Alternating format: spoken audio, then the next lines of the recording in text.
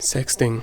First published use of the word was in the Australian Sunday Telegraph magazine in 2005, and in August 2012 it was first listed under the Merriam-Webster dictionary. Sexting falls under three main circumstances which are significant in court: exchange of images solely between two romantic partners, exchanges between partners that are shared with others outside the relationship, and exchanges between people who are not yet in a relationship, but where at least one person hopes to be. As expected by anyone remotely familiar with the butterfly effect, the introduction of handheld devices capable of sharing texts and images, the internet, and inevitable common use of such devices caused a significant rise in sexting. If you happen not to know what sexting even is, texting. The distribution of sexual or sexually suggestive images or photos to other people. It is illegal, however, when said images are of or include people classified as minors under your home country's laws. I, however, will be focusing on Australia's because this means it is illegal to send, receive, or even look at images if regarding minors, and it counts as a sex offence in most countries, including Australia. Although sexting can involve people of all ages, media coverage predominantly focuses on sexting regarding minors, as they are the most vulnerable, and of course it is illegal regarding them. Sexting, since it is becoming concerningly popular and common practice, usually occurs with teens as a way of flirting, joking, or just caused by sheer peer pressure. In fact, it has become such a common practice that in 2010, a poll by Girlfriend magazine concluded that out of 588 girls surveyed, 40% of them had been involved with sexting in one way or another. And that was in 2010, when phones had removable batteries and were actually practical to hold.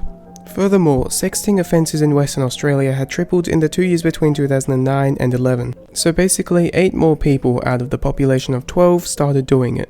Images spread like wildfire when A sends it to B and tells B to keep it a secret, and B sends it to their group of friends, and C sees it and sends it to D, E, and F decides it to send to everyone imaginable, L. If you are to ever receive such material, the illegal sort, best thing to do is delete it. It won't stop the spread, but it means you are safe from the consequences. And it's simply the moral thing to do.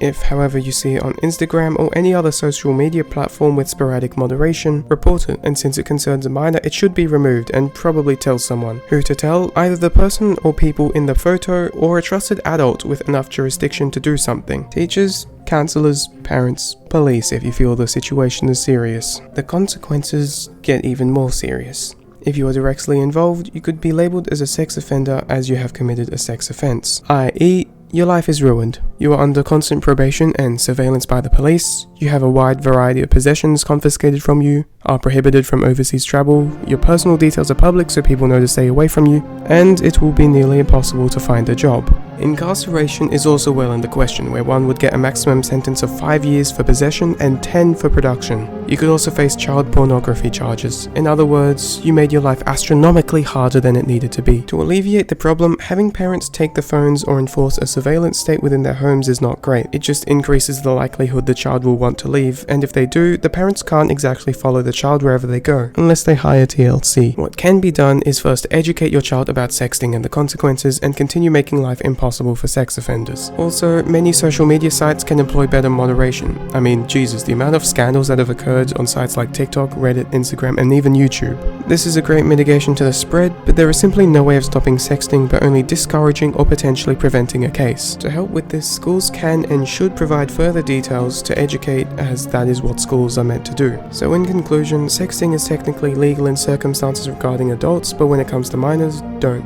The consequences are severe, and it's just kind of weird and at the expense of the person in it. Just don't.